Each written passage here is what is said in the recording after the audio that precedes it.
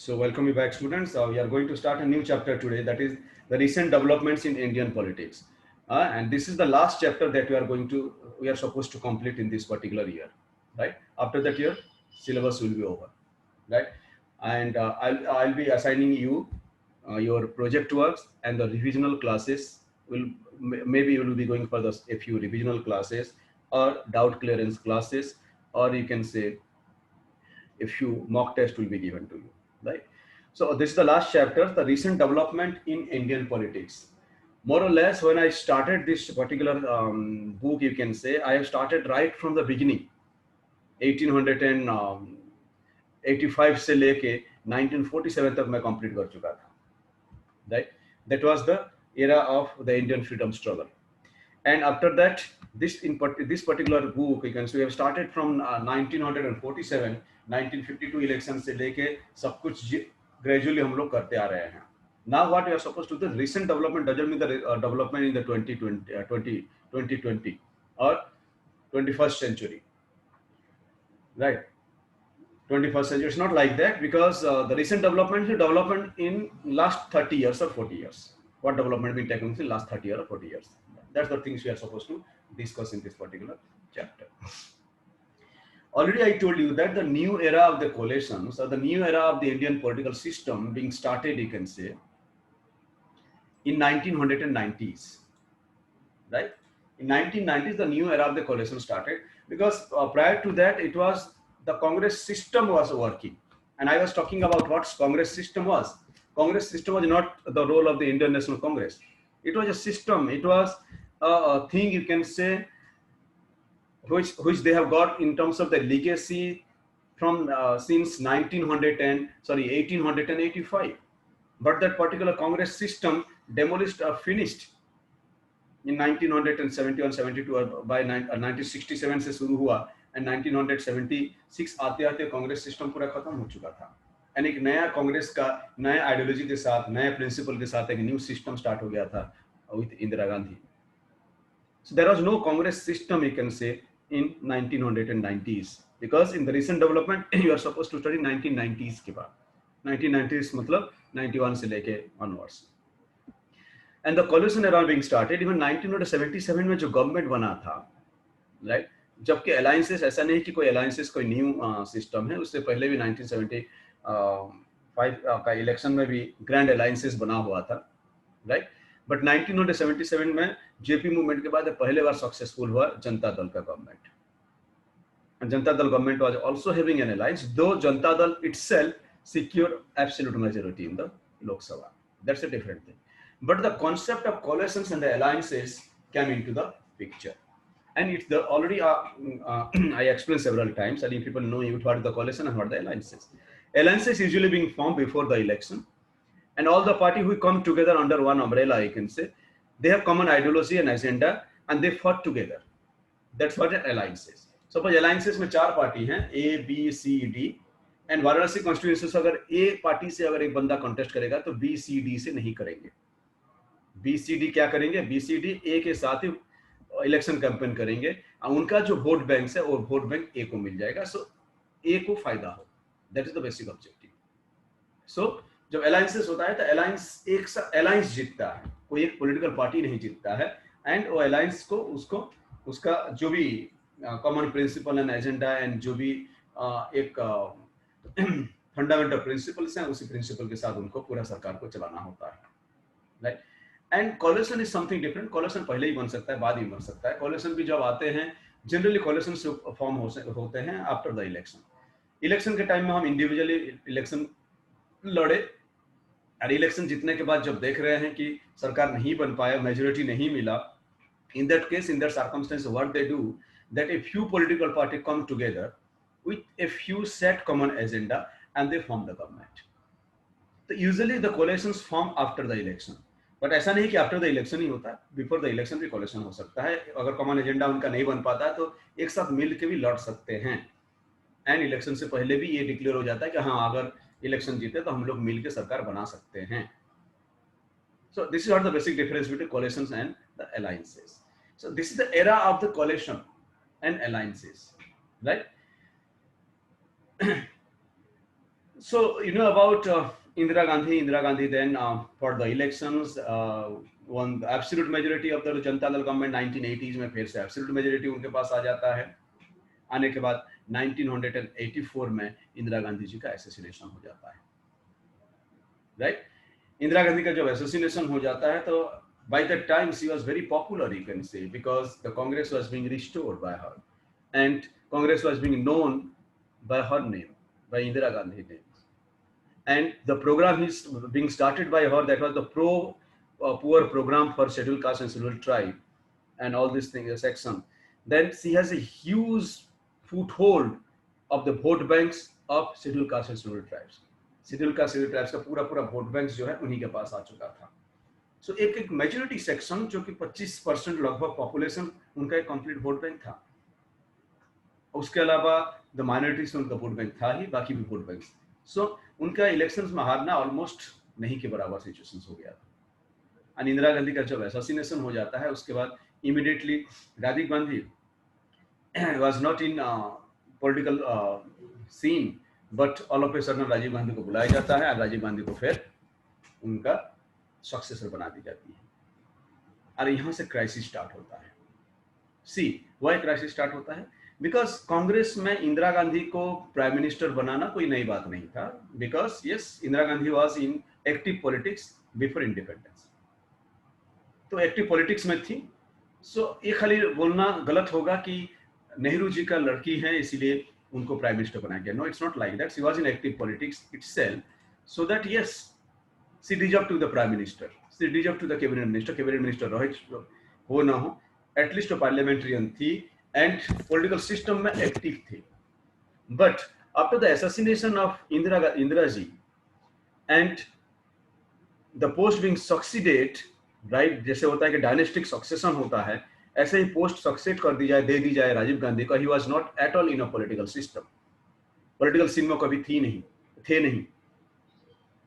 Right, अगर संजय गांधी की बात हो तो yes, he was in a political scene, but at that time Sanjay Gandhi was no more, नहीं रहे.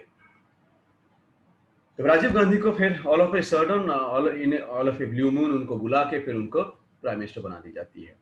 So lots of discontentment you can से अमंग द कांग्रेस, क्योंकि इंदिरा गांधी को तो एक्सेप्ट कर लिया गया था, but why Rajiv Gandhi? But system Congress को ऐसे बना दिया गया था क्योंकि उसका नाम ही लोग लेने लग गए थे, इंदिरा कांग्रेस. तो जब वो इंदिरा गांधी का ही कांग्रेस हो, जिसको जो चाहे वो आ जाए. एंड कांग्रेस का जो पार्टी मेंबर्स भी ये समझ में आ गया था या समझने लग गए थे कि उनको कांग्रेस गांधी फैमिली को ही लेते हुए चलना पड़ेगा. हु एल्स इट में भी द प्रेसिडेंट गांधी फैमिली ही होगा, या उनका अगर कोई सक्सेसर होगा तो प्राइम मिनिस्टर भी गांधी फैमिली से ही आएगा. इनोनिमसली उनको इलेक्ट करना ही पड़ेगा. And Rajiv Gandhi political scene में आ जाते हैं इंदिरा गांधी के असैसिनेशन के बाद. जब राजीव गांधी पॉलिटिकल सीन में आ जाते हैं एंड इलेक्शन होता है, इलेक्शन में जाहिर सी बात है ओवरवेलमिंग विक्ट्री होगा, because there was a swing of Indira Gandhi. तो 415 वोट जीतते हैं, 415 सीट जीतते हैं. बहुत लंबा समय के बाद इतना सीट इनको फिर मिलता है. 1984 के बाद जो इलेक्शंस, 1984 में जो इलेक्शन होता है after the death of Indira Gandhi, 415 seat clean sweep, you can say, पूरा क्लीन स्वीप हो जाता है. And all the votes they have got because of the sudden death of Indira ji. The first and the most crucial development in this period was the defeat of the Congress Party in the elections held in 1989. So 1984 में इंदिरा गांधी के death के बाद जब election होता है तो 415 seat मिलते हैं इन लोकसभा, राइट. एंड 1989 इलेक्शन में merely you can say they reduced to 197, not able to form even government, and that was the swing of VPC, Janata Dal government being formed. The Congress improved its performance and came back to the power soon after the midterm election held in 1991. Right? Janata Dal government तो आए VP Singh, लेकिन वही है एक experience की कमी party में. Then opportunist थे, बहुत सारे अपॉर्चुनिस्ट थे. इतना साल के बाद तो पहले बार सरकार बना रहे. 1977 में भी देखो एक जनता दल का सरकार बना था, नहीं चल पाया. उससे भी सीख नहीं लिए लोग. 1989 में भी जो सरकार बना वो भी नहीं चल पाया. 1989 और 91 के बीच में दो सरकार बने, वो भी नहीं चल पाए. दोनों सरकार टूट गए, जबकि कंप्लीट मेजोरिटी के साथ वीपी सिंह आए थे. लेकिन सरकार नहीं चल पाई। तो जब सरकार अदर देन कांग्रेस, जब भी नॉन कांग्रेस गवर्नमेंट जब भी आया है, नॉन कांग्रेस गवर्नमेंट कभी भी एक स्थिरता नहीं दिया है, स्टेबल गवर्नमेंट नहीं दिया। तो जाहिर सी बात है वोटर्स क्या सोचेंगे कि only the Congress can rule the country and Congress can only give the stable government, no one else. तो वही होगा। तो जाहिर सी बात है कि ऑटोमेटिकली वोट किसको मिलेंगे? कांग्रेस को मिलेगा। क्यों दूसरों को मिलेगा? जब लोगों को ये पता है कि कांग्रेस के अलावा कोई दूसरा देश नहीं चला सकते हैं। एंड वही हुआ, 1991 में फिर से कांग्रेस आ जाता है और सरकार बनाता है। But the election in 1989 marked the end of what the political scientists have called the Congress system, right? To be sure, the Congress remained an important party and ruled the country more than any other party, even in this period since 1989. But it lost the kind of centrality it's earlier enjoyed the party system. That's already I told you that party system वाला Congressism वाला system तो खत्म ही हो गया था। And more और less you can से gradually Congress, जो भी आपके हिंदी स्पीकिंग बेल्ट था, नॉर्थ इंडिया था, नॉर्थ इंडिया का मोस्ट ऑफ द स्टेट्स उनके हाथ से जो चला गया, उसके बाद वो कभी आया ही नहीं। लॉन्ग टाइम से जाता, स्टेट लाइक यूपी कब का गया, स्टेट लाइक बिहार कब का गया नहीं पता, बहुत लंबे टाइम से। गुजरात कब का गया नहीं पता, बहुत लंबे टाइम से चला गया। और ये स्टेट जब चले गए तो फिर उनको कभी रिटर्न मिला ही नहीं। Second development was the issues of Mandal Commission. More or less, you people know what is the Mandal Commission's issue. BP Mandal, you can say, एक कमीशन बना हुआ था। On the basis of that commission जो other backward classes को identify करना था, उनको reservations देना था। सो रिकमेंडेशंस आ गया, टेबल कर दिया गया, and 27% reservations for the other backward classes now चल रहा है, राइट? वो देने की उस टाइम प्लान किया गया। That's why across the country you can say student strike and हड़ताल स्टार्ट हो जाता है, एंड गवर्नमेंट भी टूट जाता है। उनको जब सपोर्ट मिला था, वीपी सिंह को सपोर्ट मिला था या जनता दल को सपोर्ट मिला था, जनरल क्लासेस से ही मिला था। और जब वो सरकार में आए तो जनरल क्लास का ही सीट को निकाल के वो ओबीसी का एक कैटेगरी बना के उनको 27% रिजर्वेशन देने के प्लान में, एंड सरकार गिर जाता है, मैंडेट उनके अगेंस्ट में जाता है। चारों तरफ हड़ताल, स्ट्राइक्स, बहुत कुछ हुआ। कई महीने स्कूल कॉलेज, जैसे कोरोना काल में स्कूल कॉलेज बंद है, ऐसे हॉस्टल, स्कूल, कॉलेज सब बंद कर दिया गया था मंडल कमीशन के लिए। सेल्फ इमोलेशन किए स्टूडेंट्स, आत्मदाह किए अपने आप को। सब बड़े बड़े यूनिवर्सिटीज क्लोज्ड हो गए, बहुत कुछ हुआ, और उसका कॉन्सिक्वेंसेस था कि कांग्रेस सरकार, जनता दल सरकार टूट के गिर भी गया। The implementation of the recommendations of the Mandal Commission that the job in the central government should be reserved for the other backward classes. This led to a violent anti-Mandal protest in the different parts of the country, and this disputes between the supporter and the opponent of the OBC reservation was known as Mandal issue, and was to play an important role in shaping politics since 1989. Third, the economic policy followed by the various governments took a radical different turn, because the time we are talking about, that's a very crucial time for the world economy. 1988-89 से लेकर 95 तक बहुत crucial time था. Lots of changes taken place across the world. और उसी time हमारा सरकार unstable सरकार थे, स्टेबिलिटी नहीं था हमारे पास, बार बार सरकार बदल रहे थे। 3 साल के अंदर 3 प्राइम मिनिस्टर देख चुके थे हम लोग, जहां पूरा दुनिया का एक रेडिकल चेंज हो रहा था, इकोनॉमी चेंज हो रहा था रेडिकली। उस जगह पे हम स्ट्रगल कर रहे थे अपना सरकारों से, इंस्टेबिलिटी से। एंड यू नीड वेरिएट, अगर कोई भी इंस्टेबल होता, स्टेबल नहीं होता है कोई भी सरकार, किसी भी देश की सरकार, लंबा टाइम 5 साल नहीं चल पाते हैं, देन आपका इकोनॉमिक एवरीथिंग विल रुइन, सब नीचे चले आएंगे। This is known as the initiation of the structural adjustment programme and a new economic reforms. There is the time for the new economic reforms, LPC, liberalisation, privatisation and globalisation. पूरा दुनिया उसी में चल रहा था, गुजर रहा था उसी फेज में, और हम स्ट्रगल कर रहे थे पॉलिटिकल सिस्टम के साथ। Started by Rajiv Gandhi, these changes first became very visible in 1991 and radically changed the directions that the Indian economy had pursued it since independence. क्योंकि सोशलिज्म ऑलमोस्ट खत्म हो गया, अनेक न्यू एरा, न्यू डायमेंशंस की तरफ हम चलने लगे। liberalizations, privatizations, and globalization of economy. And that changed the entire structure and entire system of the government. These policies have been widely criticized by various movements and organizations. Initially WTO नहीं था, world trade organisation नाम से नहीं था, gate के नाम से था, general agreement of trade and tariff. I still remember, you can say, I was in the university and we went on strike. हम लोग स्ट्राइक में बैठे हुए थे कि गेट को आने ना दे, गेट का एग्रीमेंट साइन ना करने दे, क्योंकि हमारा इकोनॉमी रुइन हो जाएगा, हमारे पास एमएनसीज आ जाएंगे, इंडियन जो इंडस्ट्रीज हैं वो खत्म हो जाएंगे. But you can't do anything else because it's a transformation not only in a European country or in America, it's a transformation across the world. आपको भी उसको accept करना ही होगा. These policies have been widely criticized by the various movement or organizations, but the various government that came to the power in these periods have continued to follow these. Because you cannot, आप उससे ignore नहीं कर सकते हैं. जब दुनिया एक phase में चल रहा है, उसी फेज में आपको चलना पड़ेगा, अदरवाइज आप अलग थलग, आप आइसोलेट हो जाएंगे. एंड ट्रेड कॉमर्स आइसोलेशन से नहीं चलता है. आपके साथ जब कोई दूसरा बायलैटरल ट्रेड करने आएगा नहीं, मल्टीलैटरल ट्रेड करने आएगा नहीं, तो आपका बिजनेस कहां जाएगा, आपका इकोनॉमी कहां जाएगा. So that was the need of the hour. चाहे कोई भी सरकार हो, चाहे जनता दल सरकार हो, चाहे बीजेपी सरकार हो, चाहे कांग्रेस सरकार हो, हु एल्स इट में भी करना तो पड़ेगा उनको एक साथ. Right? A number of events culminated in the demolitions. The next and the very important, 1992 December, demolition of Babri Masjid, जहाँ पे अभी राम जन्मभूमि बन रहा है, राम जी का टेम्पल बनने जा रहा है. Long days back, it is being told that, as per the history, Babur, when he invaded India, he came to India, he has demolished the temple over there and constructed Babri Masjid. And that was a disputed place since a long period of time. अभी नहीं था. After independence ही चल रहा था, 1947, 1948 से ही वो dispute चल रहा था.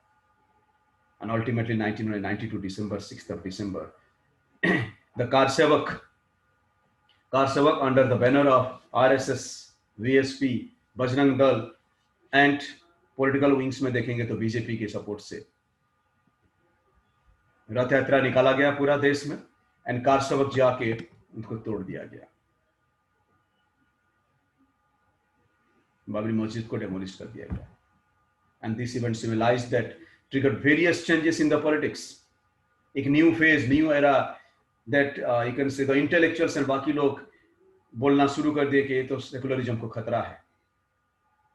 एंड बहुत कुछ, एक न्यू डायमेंशन चलना शुरू हो गया, ये न्यू एरा चलना शुरू हो गया, बातें बनाने के डिफरेंट तरीका शुरू हो गया उस time. This event symbolized the trigger the various changes in the politics of the country and intensified debates about the nature of Indian nationalism and secularism. हर किसी को लगने लगा कि तो एक्सट्रीम नेशनलिज्म के साथ तरफ जा रहे हैं हम लोग, सेकुलरिज्म इन थ्रेट. आज बोलते हैं कि India is going towards extreme nationalism. What is wrong with going with the extreme nationalism? Love for your Motherland, love for your country.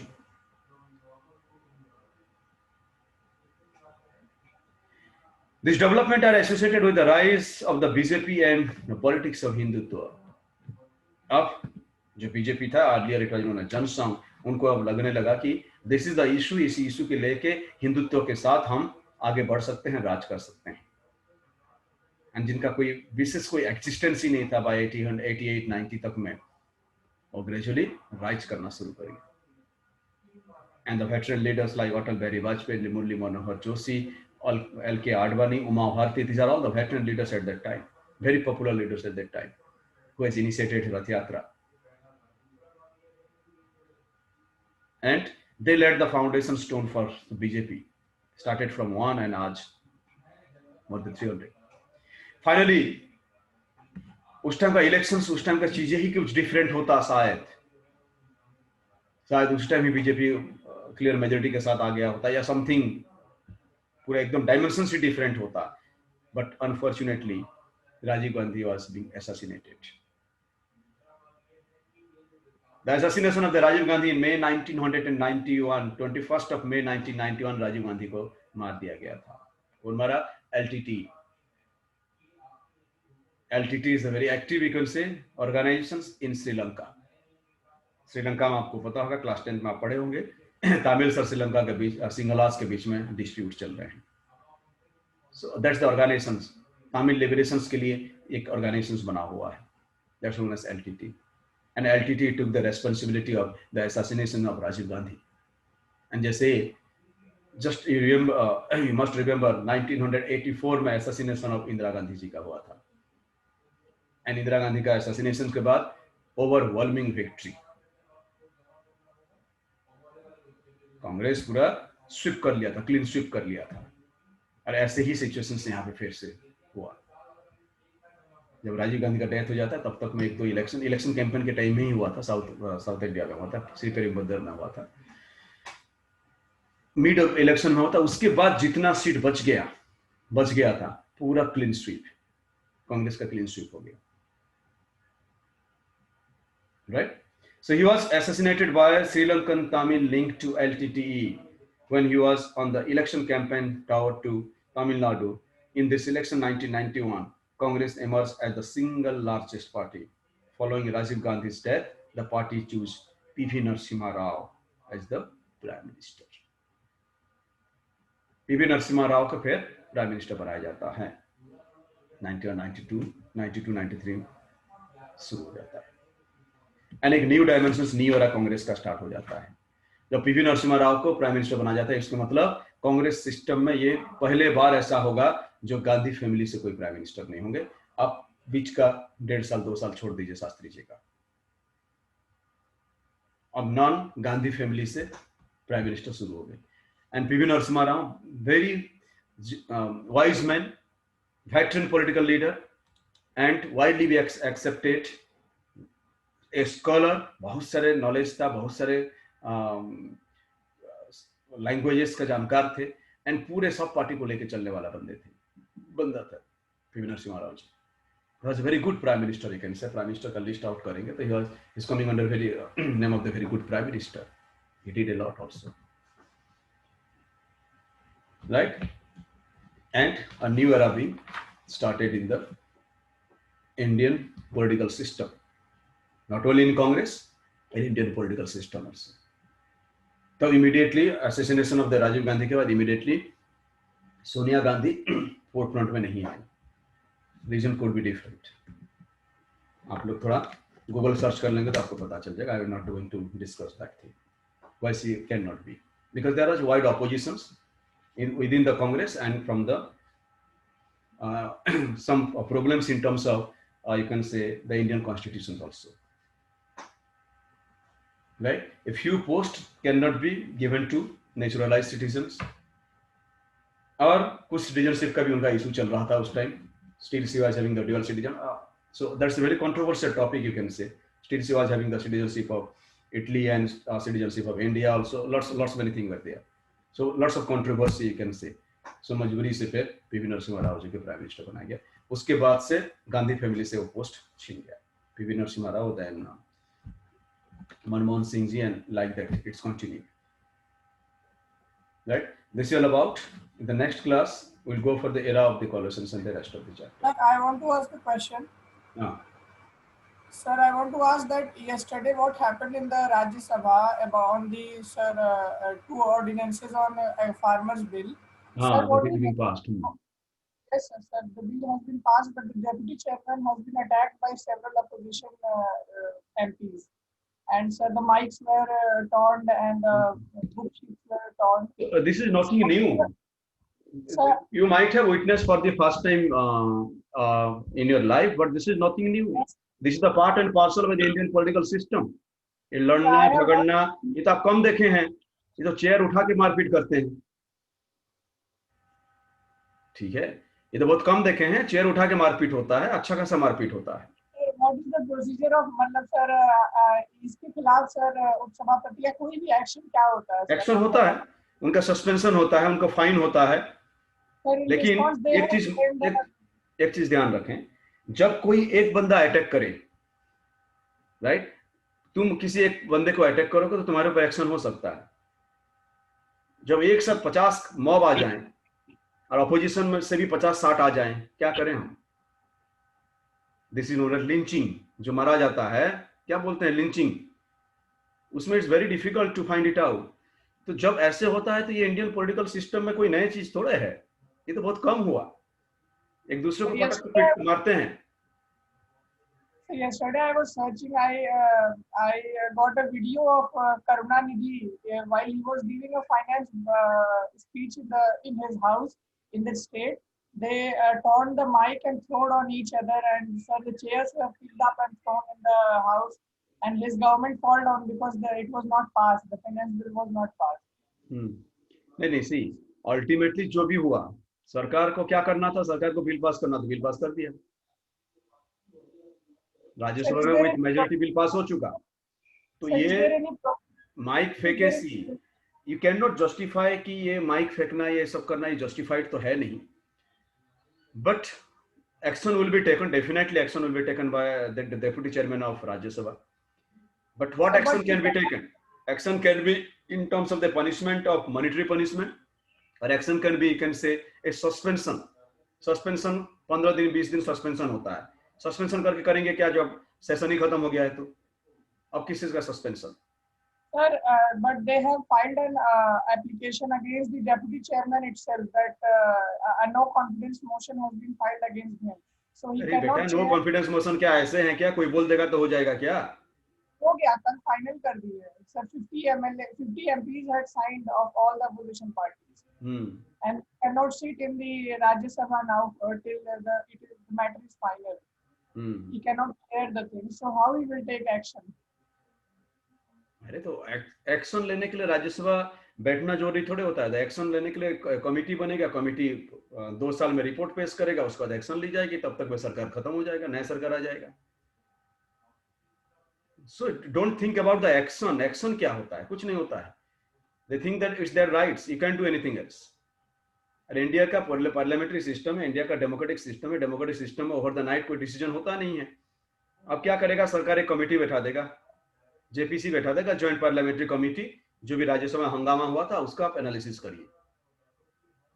JPC लगा देगा 2 साल, 2 साल के बाद रिपोर्ट पेश करेगा। तब तक जब तक रिपोर्ट आएगा तब तक में जितना राज्यसभा के मेंबर है उसमें से आधा रिटायर होकर चले गए होंगे।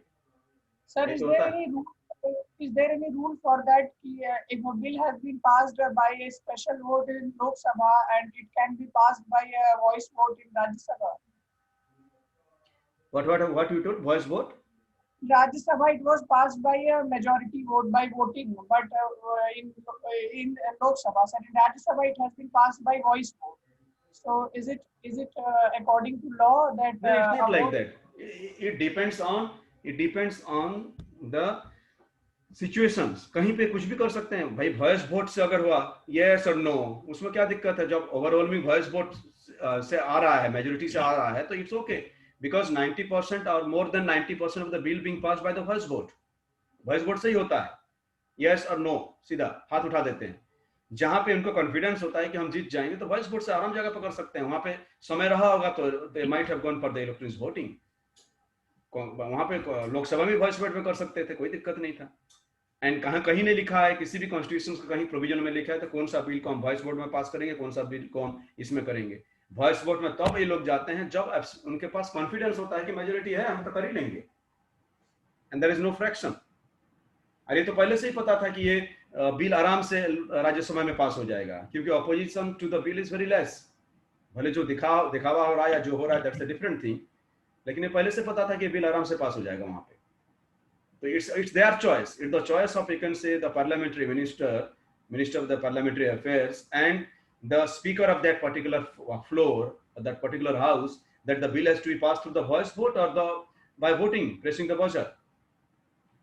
ऐसा कहीं कोई कॉन्स्टिट्यूशनल प्रोविजन नहीं है कि यहाँ पे वॉइस वोट में होता है, यहाँ पे नहीं होगा जी, ऐसा कहीं नहीं लिखा है।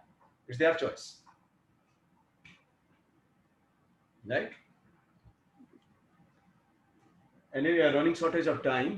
Okay, all the best. God bless you.